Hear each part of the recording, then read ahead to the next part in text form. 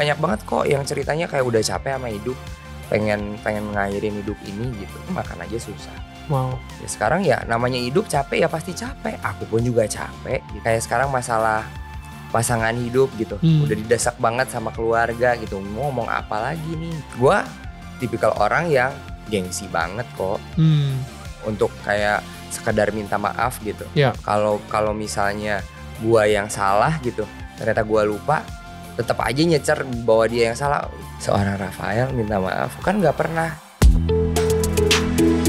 Hai, ini gua Daniel, tetangga kamu. Di sini gua akan ngobrol dengan tetangga gua tentang perjalanan hidup mereka dari kacamata spiritual di saat mereka mengalami situasi tidak pasti dan kekhawatiran, sampai bisa kembali bangkit menjadi orang yang lebih kuat dari sebelumnya. It's gonna be very exclusive and inspiring.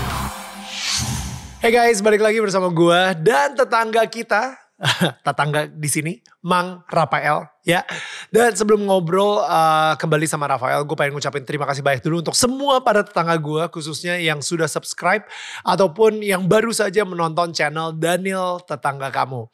Nah, jadi gue janji setiap minggunya kita akan selalu mengundang para tetangga-tetangga gue di sini untuk membagikan kisah hidup mereka, kisah-kisah yang bisa menginspirasi kita semua, mulai dari life journey sampai kisah spiritual journey mereka. Kalau misalnya kalian pengen terus dapetin konten-konten seperti ini, jangan lupa untuk subscribe. And for your information, menurut data Google Analytics yang gue terima dari tim Daniel Mananta Network, ternyata 70% para tetangga gue yang menonton itu masih belum subscribe. Jadi we would really appreciate it kalau misalnya kalian bisa subscribe. Dan jangan lupa untuk share kisah-kisah tetangga kita di sini. Thank you so much for your support. Dan kita langsung balik lagi ke tetangga kita yang satu ini, Rafael. Bro, terakhir kan pas kita ngobrol di sini, lu kayaknya benar-benar on fire banget with Jesus gitu. And kadang-kadang orang mikir ya, ketika dia udah mengikuti Tuhan Yesus, udah hidupnya enak. Iya benar. Pasti banyak kan kayak gitu ya. Mikirnya kayak gitu kan. Karena kan pasti kalau di gereja suka dibilang ya kalau ikuti Tuhan tuh enak gini. Betul. Bukan gitu sih maksudnya konsepnya. Mungkin ya enaknya karena kita udah semuanya bergantung sama Tuhan, jadi nggak ada yang perlu dikhawatirin. Bukan enak hidupnya benar-benar akan selalu mulus kayak gitu, enggak. Cuman ya Tuhan kan nggak pernah janji, maksudnya ya kalau lu ikut gua pokoknya lu nggak ada masalah lagi dalam hidup lu. Iya. Tapi kan yang Tuhan janjiin, ya kalau lu udah ikut gua akan selalu tetap beserta bersama lu apapun situasi lu gitu. So good. Itu sih maksudnya ya enaknya itu. Karena kan kita akan selalu didampingin sama Tuhan Yesus. Meskipun ketika kita dalam titik terendah pun juga kita gak yang takabur untuk ngapain lah. Banyak banget kemarin kalau misalnya gua open question di sosial media gitu. Ada mau diceritain gak banyak banget kok yang ceritanya kayak udah capek sama hidup. Pengen ngairin hidup ini gitu. Jadi kan kita juga harus encourage orang-orang seperti itu gitu. Jadi ya ikut Tuhan enak ya enak. Karena kita gak perlu khawatir lagi. Meskipun kita lagi di keadaan titik terendah, Tuhan akan tetap sertai. Tuhan akan, meskipun sekarang kita direndahkan oleh dunia ini, tenang aja Tuhan akan lebih meninggikan kita gitu. Wow. Apa sih jawabannya ke orang-orang yang bilang dia mau mengakhiri hidupnya? Lu jawab apa ke mereka? Karena gue sekarang modenya suka bercanda-bercanda gitu. Kayak gue suka kayak ya sayang banget loh bunuh diri, ngapain sih? Maksudnya kan sekarang juga kamu masih bisa lihat konten-konten aku yang lucu. Maksudnya kan kalau untuk seorang aku tidak mungkin bilangnya yang kayak serius-serius banget gitu. Terus udah gitu terus gue bilang ya lu tuh berharga, lu nggak pernah mikirin gitu. Maksudnya banyak orang yang lebih tidak seberuntung kamu saat ini gitu. Kamu masih bisa main sosial media. Kamu masih bisa beli kuota gitu. Sedangkan orang lain makan aja susah. Wow. Ya sekarang ya namanya hidup capek ya pasti capek. Aku pun juga capek gitu. Nggak ada misalnya sekarang hidup maksudnya happy terus, capek pasti ada capek. Kalau capek istirahat lah. Jangan langsung mikirnya mau bunuh diri. Coba kalau kamu bunuh diri kan banyak orang-orang yang akan kehilangan. Itu lebih menyakitkan. Gitu-gitulah paling kok. Setaunya tetap aja itu powerful man, gila ya, so powerful. Nah itu dia tuh maksud gue tuh, kayak sekarang ini follower lu baru, kayak Tuhan tuh mengirimkan orang-orang baru lagi nih ke hidupnya Rafael. Dan sekarang nih lu udah mempunyai sebuah suara lain yang bisa menyemangati mereka gitu sebagai Mamang Rafael. Ya kan? And I think it's such a beautiful thing. Sempet denger sih kayak ngikutin Yesus itu not only lives get better, but you get better at life. Jadi sebenarnya ketika kita mengikuti Tuhan atau mengikuti jalan Tuhan, gue ngerasa banyak sekali faktor-faktor kehidupan ini yang kadang-kadang kita benar-benar buta. Kita nggak tahu harus ngapain gitu. Tapi dengan adanya Tuhan di hati kita, dengan adanya kita berkomunikasi terus sama Tuhan, kita dipimpin oleh Roh Kudus untuk mengambil keputusan-keputusan yang benar dalam menghadapi kehidupan ini gitu. Jadi yes, bener banget kata Rafael, di mana kita nggak akan terhindarkan dari yang namanya masalah. Betul. Tapi sekarang ketika ada Tuhan Yesus, ketika masalah itu hadir, yang kita percaya dan kita tahu banget, Tuhan Yesus gak akan meninggalkan kita. Dia akan bersama-sama kita untuk melewati masalah itu. Betul. And that's why life gets better. Karena kita tahu kita gak harus ngadepin ini sendirian gitu. Kayak dulu ketika kita belum kenal sama Yesus. Beda gitu. Responnya ya kok pastinya. Makanya ya enak karena kita bisa meresponnya dengan baik gitu. Kita masih bisa tetap menjalani hidup dengan santai meskipun lagi dalam masalah gitu. Karena kan kita udah punyanya hidup kita gitu. Kita udah tahu lah, maksudnya Tuhan Yesus tuh udah ngerti banget kitanya tuh seperti apa dan dia akan bikin apa di kita gitu. Betul. Jadi makanya gue mah sekarang mau apapun nurut lah Tuhan, ayo gitu, nurut aja gitu. Ya. Dan gini ya, again menarik banget ketika Rafael tadi sempat bilang bahwa ada satu momen di mana lu memberikan atau berserah semuanya. Karena mungkin ya buat tetangga kita yang lagi dengerin gitu ya, kita kadang-kadang suka nyanyi gitu, iya Tuhan aku akan menyerahkan semua, I surrender all, gue berserah, hidup gue berserah untuk Engkau ya Tuhan, segala gitu ya. Tapi how much of that is true, you know? Mungkin ketika kita punya masalah, yes kita akan menyerahkan masalah kita ke Tuhan, udah pasti. Tapi ketika kita ngomongin soal uang, ketika kita ngomongin soal karir, masa depan, cita-cita kita, anak, istri, pernikahan, jodoh, apakah kita benar-benar 100% menyerahkan itu semua ke Tuhan, atau Tuhan soal jodoh nih Tuhan ya, tipe gue kayak gini nih Tuhan. Jadi gue akan berserah sama Tuhan. Iya, tapi kalau bisa tipenya yang kayak gini dong Tuhan. Ada tawar-menawar lagi. Ada negosiasi ya gitu. Dan maksudnya hati lo akhirnya nggak percaya sepenuhnya. Padahal gue percaya banget kalau misalnya Tuhan itu nggak akan pertama mempermalukan anaknya. Yang kedua dia juga nggak akan pernah memberikan sesuatu yang kita gak mau gitu. He will give what your heart desires gitu kan. Karena ketika hati lu udah align sama Tuhan, I think Tuhan akan ya kayak anak gue minta mainan gitu ya. Gue tahu dia lagi suka banget sama kayak mobil-mobilan deh misalnya kayak gitu. Dia suka banget sama mobil-mobilan. Pas di ulang tahun masa gue kasih boneka? Ya enggak dong. Gue kasih mobil-mobilan karena gue tahu ini akan menyenangkan hati dia gitu. Jadi I think ya Tuhan seperti itu juga. Iya. Ya gak sih? Ya setuju banget. Waktu lu berserah, ceritain dong. Gue lebih pengen go deeper into that gitu. Waktu lu berserah, ternyata 2 tahun pakai gagal nikah segala lagi. Jadi maksudnya kayak what happened pas 2 tahun itu gitu. Ketika lu berserah. Ya makanya ketika kan pas 2 tahun perjalanan ini gue udah merancang ini nanti akan menikah di tahun segini, terus gue mungkin akan ini akan itu, gue pengen ini pengen itu. Tapi ketika memang Tuhan gak kasih di situ, ya gimana caranya supaya kita yang tetap ingat lagi gitu.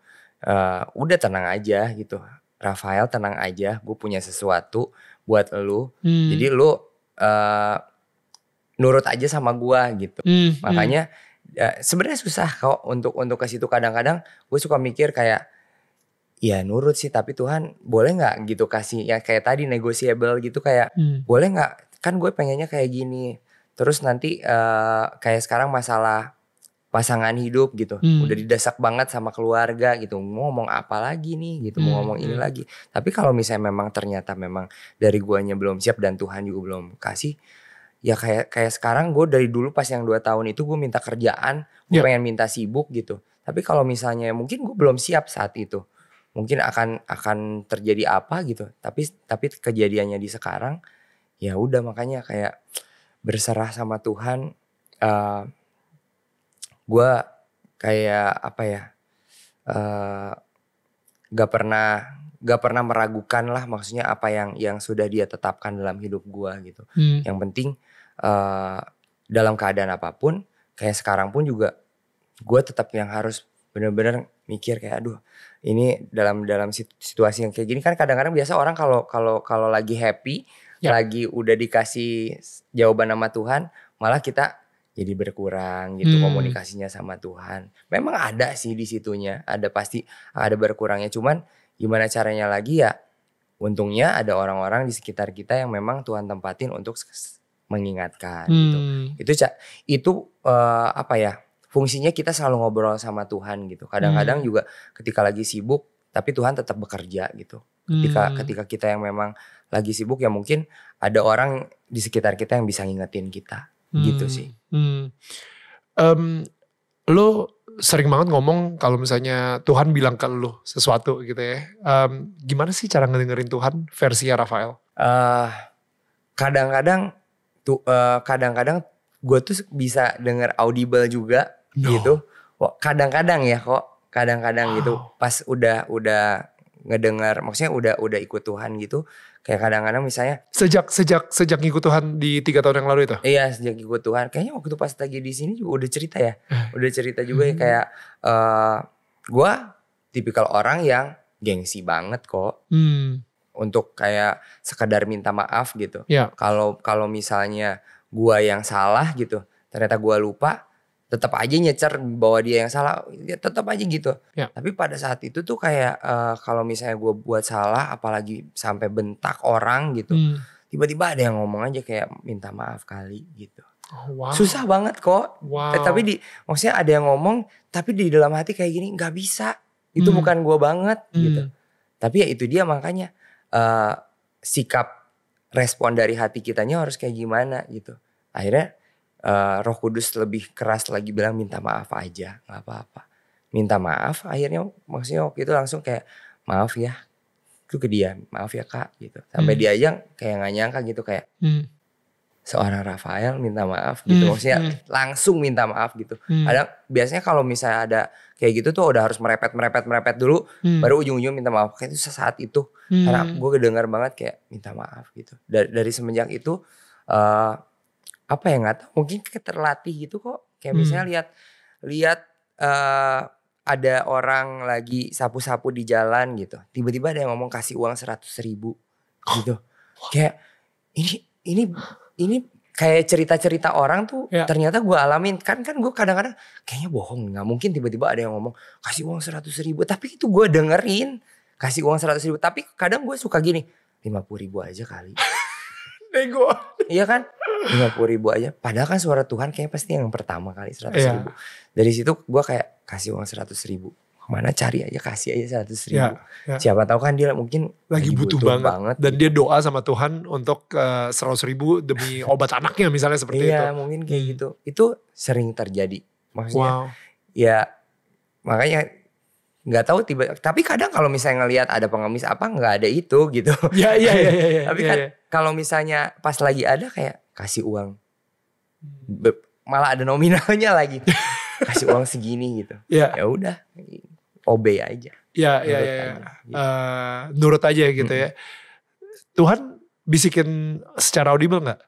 Buat seblak. Enggak, kalau itu enggak. Itu. Iya gak sih? Kayak bisa hidup gampang banget gitu. Nanti viral. Kalau itu gampang banget kalau kayak gitu. Iya, kalau kayak gitu enak banget. Malah kan kita suka kayak Tuhan kasih tanda dong gitu ya. Tuhan kasih tanda dong. Kalau ini enggak sih yang case sebelah ini enggak. Itu benar-benar unsur ketidaksengajaan aja. Tapi mungkin memang udah jalannya Tuhan gitu. Waktu itu pun juga kenapa tiba-tiba si sebelah ini muncul ceritanya. Kan memang waktu itu lagi pulang ke Garut. Lagi pulang ke Garut, biasa malam-malam lapar gitu, nyuruh adek pesen makanan yang 24 jam waktu itu, cemilan-cemilan gitu. Udah udah di teks orangnya, nggak dibalas-balas sejam. Akhirnya gue minta, coba dong bikinin apa kek yang ada di sini. Ada bakso aci katanya gitu. Bakso aci, terus pas bikin bakso aci, adek gue nyamperin lagi, ini ada kerupuk ini mau nggak dibikin seblak? Terus gue gini, seblak kayak gimana? Maksudnya nggak tahu si kakak seblak. Ini seblak pokoknya Dede bikin enak. Kemarin juga teman-teman Dede pada suka. Masa sih gitu, kayak udah aja. Cuma ada 10 biji kok kerupuknya. Sisa dia ngegoreng gitu. Udah dibikin, pas dibikin kayak, loh kok lucu banget itu, manasin minyak, ini ngerebus kerupuknya itu digimanain sih? Bentar-bentar mau divideoin. Bapak-bapaknya keluar lagi nih. Divideoin aja, oh ini caranya gini. Terus pas lagi makan di review. Ya udah, karena masih iseng nyampah di sosial media, di post aja, tiba-tiba besoknya udah 1 juta lebih yang nge-view. Terus kayak aneh banget, ya udah masih cuek-cuek aja gitu. Terus udah gitu beberapa hari kemudian banyak yang nge-tag, yang nge-recook seblaknya. Cocok, enak banget seblaknya gini. Dari situ kok top langsung naik banget. Gue kayak, hah? Gila nih Dek ini gimana Dek gitu. Tapi memang ya udah itu ya, maksudnya Tuhan bikin si tukang cemilannya tutup supaya gue bikin seblak. Dan maksudnya yang menarik tuh kadang-kadang, maksudnya apa ya, kayak tadi Rafael bilang dia bisa denger Tuhan secara audible malahan kadang-kadang gitu ya untuk ini gitu. Tapi kayaknya hidup akan mudah banget, tapi ternyata justru yang menarik saat itu gue ngerasa, yes, lu dikasih rasa lapar. Yes, si tukang yang 24 jam itu tutup atau whatever gitu ya. 24 jam kok tutup sih? Iya, makanya pada saat itu lagi libur katanya. Oh my goodness, 24 jam dan lagi libur gitu. Jadi kayak diorkestrasikan sampai akhirnya ada keinginan, bentar gue videoin dah kayak gitu. Dimana saat lu lagi banyak nyampah, jadi lu mikir, ini salah satu sampah. Sampah yang jadi viral. Bener. Makanya Tuhan bikin dulu nih konten-konten gue gak banyak yang lihat, gak banyak yang nge-like gitu. Jadi mau gak mau gue nyampah aja di sosial media. Dan pada akhirnya lu ngerasa ya ini cuma sampah, dan lu gak bisa bilang ini berkat lu. Ya kan, oh ini karena gue jago nih bikin video seperti ini. Makanya gue selalu bilang kayak gue tuh maksudnya dapat berkat dari Tuhan, gak perlu gue effort gitu. Tuhan kasih das gitu aja. Udah lu cuman tinggal kayak gitu doang. Dengan lu menyampah pun juga ya udah, bukan karena gue yang punya skill yang kayak gimana. Itu pun juga resep seblak bukan resep gue, adek gue yang tahu. Bukan gue cuma nerima makan aja gitu. Makanya kurang baik apa gitu Tuhan sama gue. And you're at rest. Dan itu sih yang penting sih. Lu lagi satu kata yang sekarang ini gue lagi pelajarin banget, yaitu rest. Rest ini kan baru bisa kita masukin suasana hati rest tanpa effort gitu. Maksudnya benar-benar kayak dengan hati yang penuh kedamaian. Abis itu juga hati yang penuh perasaan kayak lu lagi dicinta. Hati yang penuh dengan sukacita. Jadi akhirnya when you're at that rest, lu gak banyak effort dan lu ngelakuin apapun, lu sukacita, lu sambil seneng gitu. Tapi dan Tuhan juga ikutan senyum karena lu benar-benar dalam sebuah kondisi yang lagi resting, connect banget sama Tuhan. And that's when miracles can happen gitu. Tapi karena apa? Karena you're at rest dan lu benar-benar minta Tuhan yang untuk bekerja gitu, bukan kita yang bekerja. Untuk masuk ke rest tersebut perlu effort, iya. Untuk masuk ke rest itu perlu effort. Tapi ketika you're at that rest, itu saat yang enak banget sih, enak banget. Gak perlu striving, you're literally at rest. Kenapa kita butuh effort untuk masuk ke rest? Karena sekarang ini lagi banyak banget noise, banyak banget notifikasi dari handphone, tiba-tiba ada yang like foto lu di Instagram, di TikTok lagi ada yang ngetrend atau apapun itu, di YouTube baru aja muncul berita baru dan lain-lain, sehingga sampai akhirnya begitu lu udah mulai mau beristirahat, tiba-tiba ada distraction lagi. Jadi udah gak ada lagi yang namanya that rest gitu. Kita supaya kita gak bisa dengar the voice of God, setan itu memberikan noise terus gitu. You know, gimana sih cara lu akhirnya bisa fokus? Lu fokus gak sih untuk mendengarkan si suara Tuhan itu? Apalagi khususnya dalam urusan jodoh misalnya kayak gitu. Fokus gak fokus, maksudnya kayak gue juga masih di tahap yang kayak baru gitu kok untuk yang bener-bener ikut Tuhan. Makanya kadang-kadang suka masih tetap bertanya-tanya, ini tuh beneran Tuhan yang ngomong atau enggak ya gitu. Tapi setelah gue berkomunikasi dengan kakak rohani, dengan papa rohani, ikutin aja nak gitu kayaknya. Itu maksudnya ya sesuai dengan kamu nyaman gak untuk ikutin itu. Ya tapi kan balik lagi, kalau misalnya sekarang kita gak melatih untuk bisa mendengar suara Tuhan gitu, ya kita pasti akan mengabaikan terus. Enggak lah itu mungkin, bukan gitu. Tapi gue maksudnya kan suara yang gue dengar pun itu adalah kebaikan. Jadi menurut gue kayak ya ini emang suara dari Tuhan kali ya. Karena gak pernah sebelumnya ketika gue marah-marah terus ada yang gue dengar bisikan kayak minta maaf gitu kan, gak pernah. Kalau misalnya ya dibisikinya, ayo tambah marahin lagi. Itu kan berarti bukan suara Tuhan ya. Terus gue bilang kayak, oh iya juga, maksudnya kayak dibisikannya tuh hal-hal yang baik. Kayak misalnya ngelihat yang tukang nyapu gitu, buang sampahnya di situ aja tuh, lemparin ke tukang sapunya. Itu berarti kan kayak bukan suara. Ini kan suaranya kasih uang 100.000, itu hal baik. Oh berarti ya itu berarti suara Tuhan gitu. Jadi yang memberikan lu kedamaian, kebaikan. Iya. Dan kita juga ketika kita ikutin suara Tuhan itu terus ngejalaninnya dengan sukacita dan damai, ternyata juga tiba-tiba begitu pas minta maaf juga itu kayak plong banget gitu. Kayak wah enak banget gitu kok maksudnya.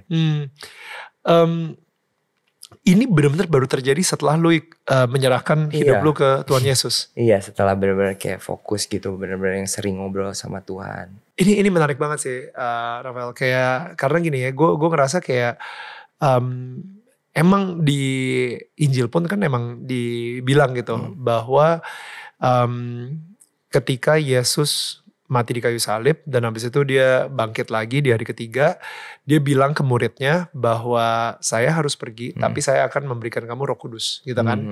That power yang tadi kita ngomongin tuh. Jadi kita udah tahu purpose hidup kita apa, Yesus akan memberikan si power, kekuatan tersebut, dan powernya berupa Roh Kudus. Di mana Roh Kudus yang akan ngomong, dia adalah dia yang bakal ngajarin lo, dia yang bakal lead atau memimpin hidup lo kemana-mana gitu.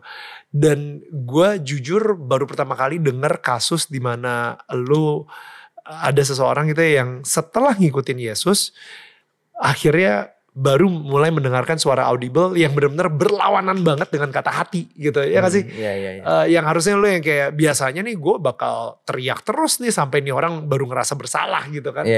Tapi lo malah disuruh minta maaf dan itu benar-benar audible banget. Jadi gue benar-benar percaya sih bahwa lo ngedengar suara Roh Kudus dan itu karena kematian Yesus di kayu salib itu dan dia sekarang ada di hati lo gitu. Iya. Karena kan Roh Kudus pun juga harus harus istilahnya harus dimanjain juga kok. Kalau misalnya kita tidak ada komunikasi sama Tuhan, nggak pernah baca firman Tuhan, Roh Kudusnya paling cuma ya maksudnya diam gitu. Dia nggak akan ninggalin tapi dia akan diam gitu.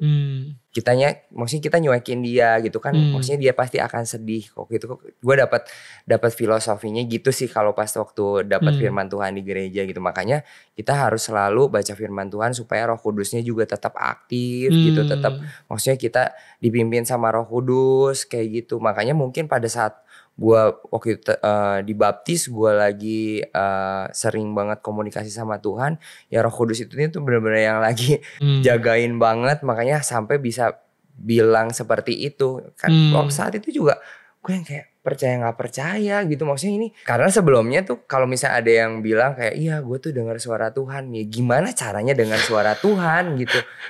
Kadang-kadang pun juga gue kalau misalnya ditanya gimana cara dengar suaranya Tuhan, ya kalau yang gue alamin sih ya gue ada mendengarkan bisikan itu, yaitu gue anggap itu suara dari Tuhan gitu.